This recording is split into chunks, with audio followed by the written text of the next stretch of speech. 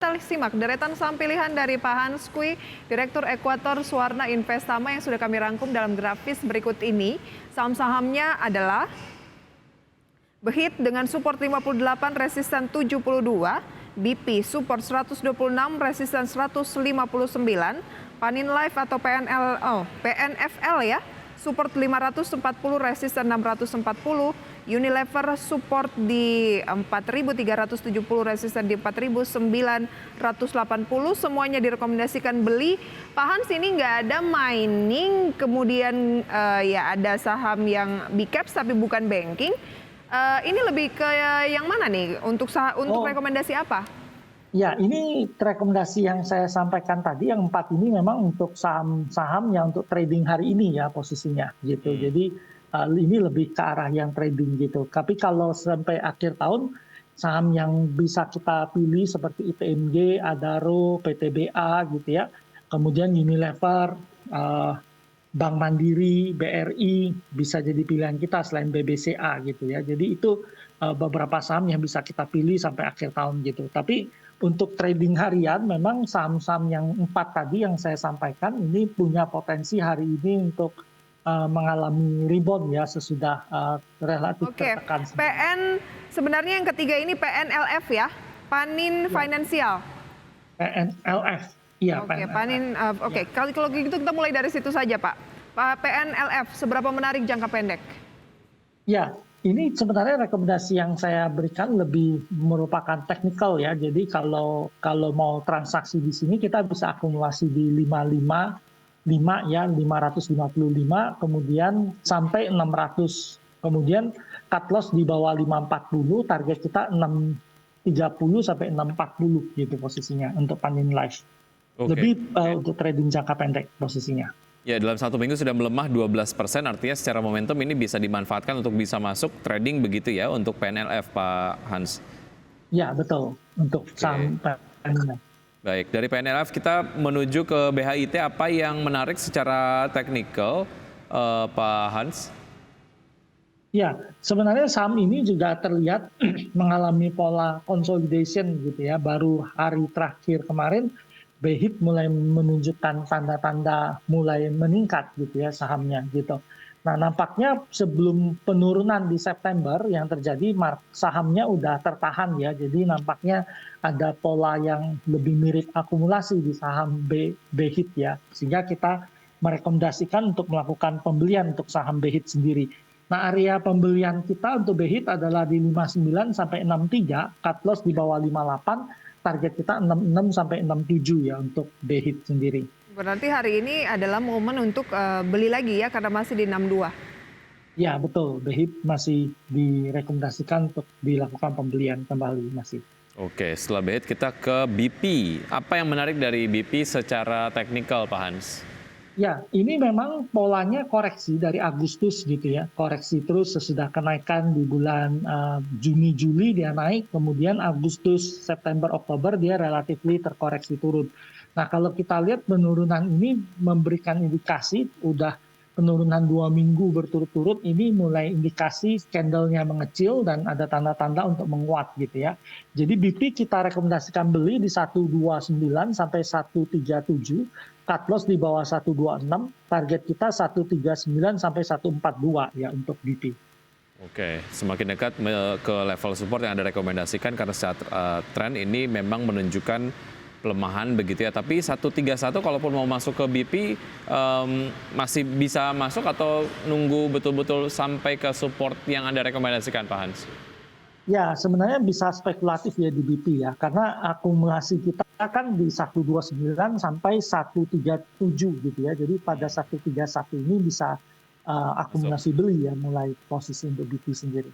Oke, yang terakhir adalah Unilever. Seberapa menarik saham ini ketika sempat dilanda aksi jual yang cukup besar pasca rilis dari kinerjanya yang cuma naik tipis sekitar 5%. Apa yang menarik dari Unilever? Ya, memang kalau kita lihat kemarin agak di bawah ekspektasi sedikit ya pendapatan Unilever ya. Jadi sesudah sahamnya naik cukup banyak pasca pandemi, kemudian ketika kinerja agak kurang baik gitu ya. Jadi sahamnya terkoreksi turun ke bawah gitu. Tapi kalau kita lihat sesudah gap down yang turun ya, hampir dari awal November ini turun cukup banyak ya. Tadinya kalau kita lihat udah 5.400-an, sekarang udah turun ke 4.500. Jadi kita pikir seharusnya Unilever ke depan pasti masih cukup bagus ya kinerjanya. Jadi kita pikir akumulasi beli di 4460 sampai 4690 gitu.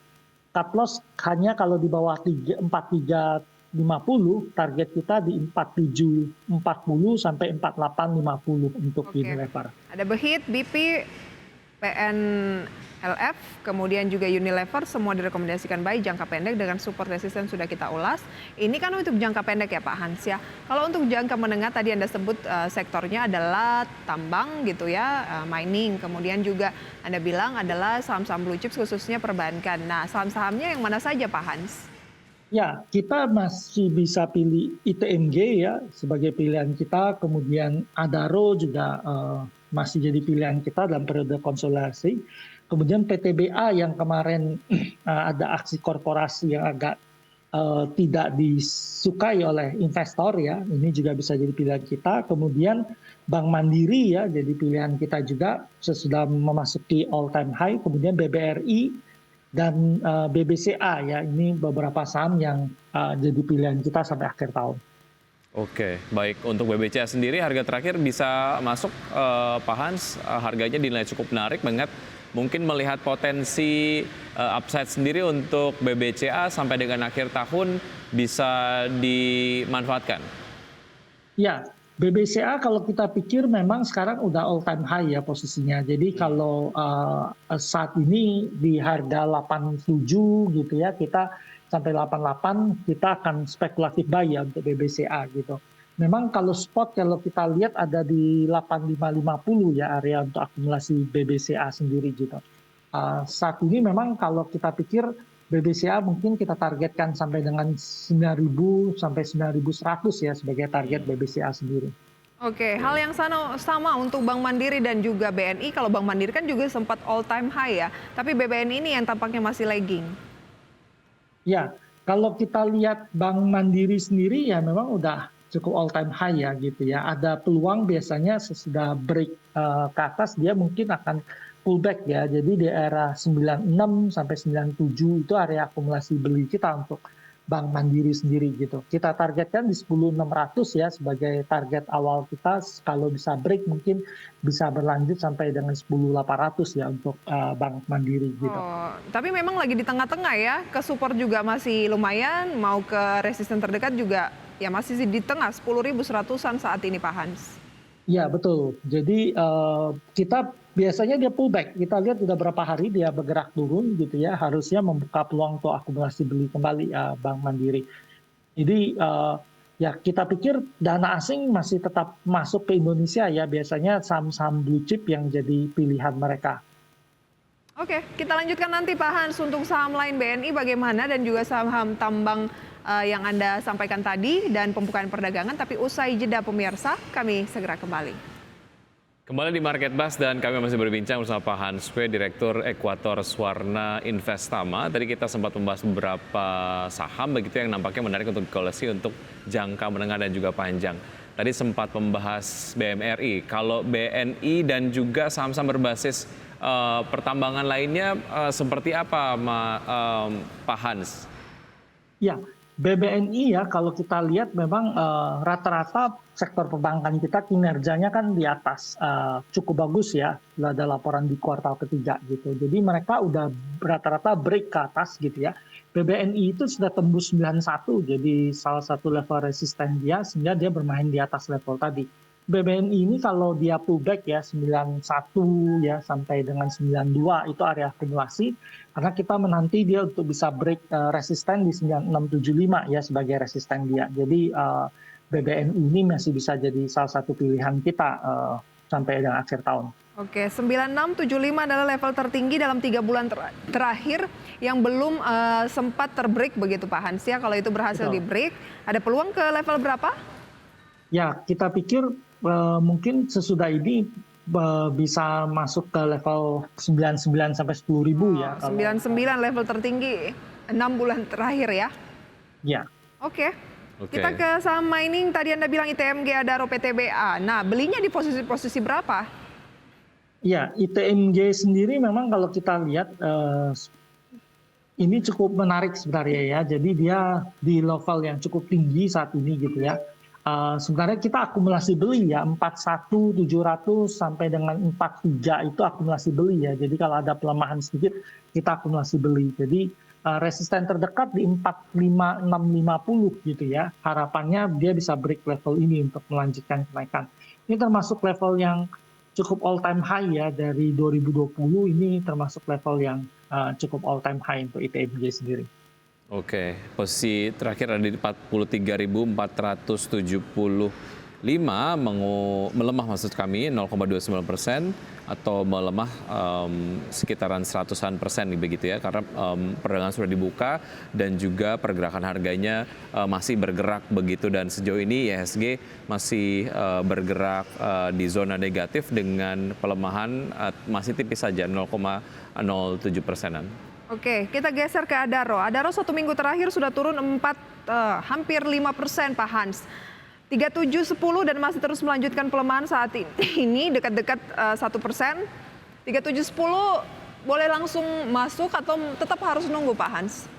Ya, Adaro sendiri kalau kita lihat sebenarnya cukup bagus ya, dari posisi 3690 sampai dengan 3710 itu akumulasi beli ya untuk Adaro posisinya. Saat ini dia udah bermain di range yang baru gitu ya, konsolidasi di level atas gitu. Untuk resistennya memang kita pikir sampai 4250 ya untuk Adaro sendiri. Jadi posisi saat ini akumulasi beli, target kita di 4250 ya untuk Adaro. 4250 saat ini sudah konsolidasi, boleh cicil beli, targetnya di 4 ribuan ya? Ya, 4250. Oke, terakhir tadi PTBA.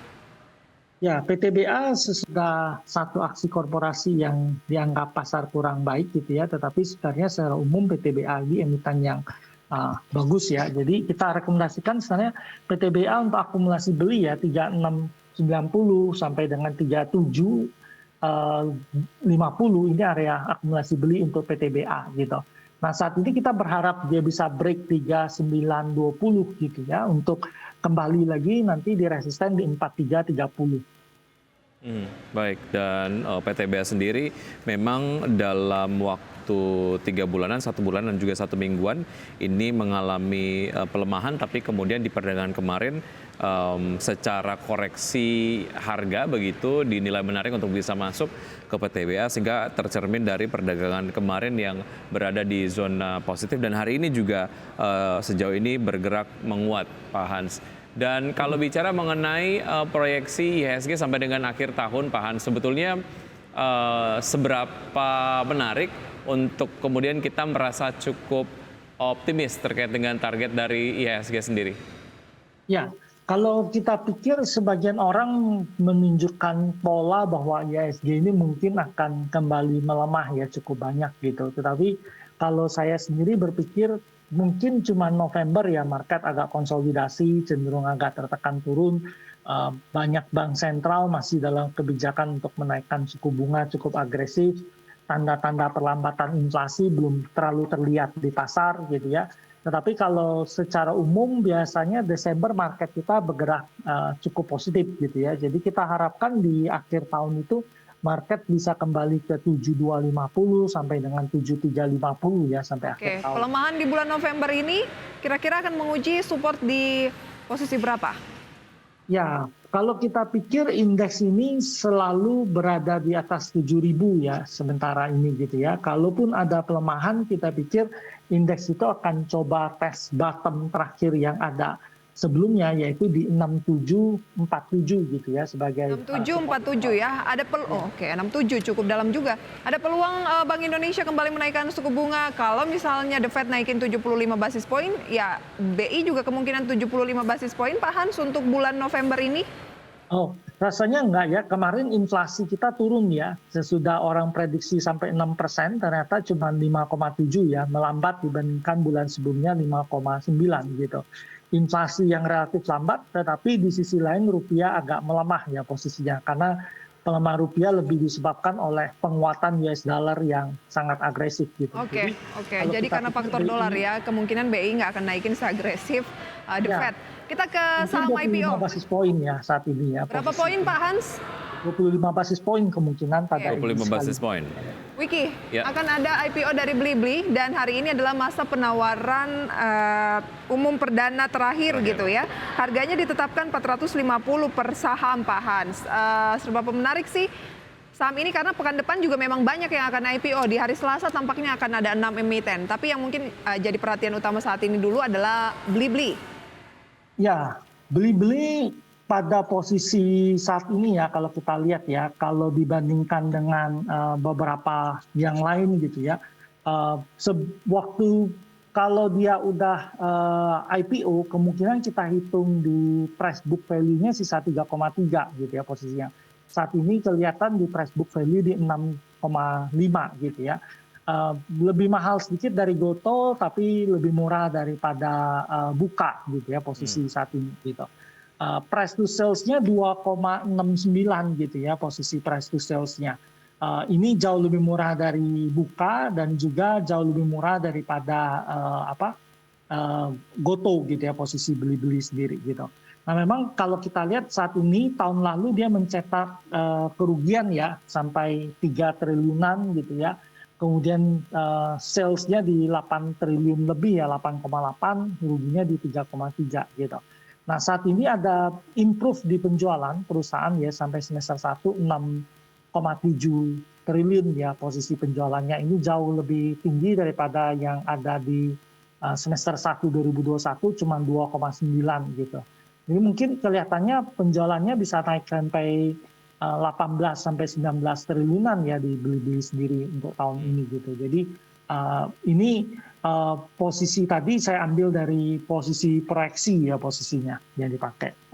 Oke, artinya secara prospek ini kemudian menjadi sebuah emiten yang prospektif atau seperti apa Pak Hans? Kalau kita lihat dari pergerakan sektor teknologi, memang beberapa waktu belakangan ini dilanda pelemahan begitu ya. Tapi secara kalau kita lihat secara custom gitu ataupun spesifik di Blibli, Anda melihat ini prospektif ya?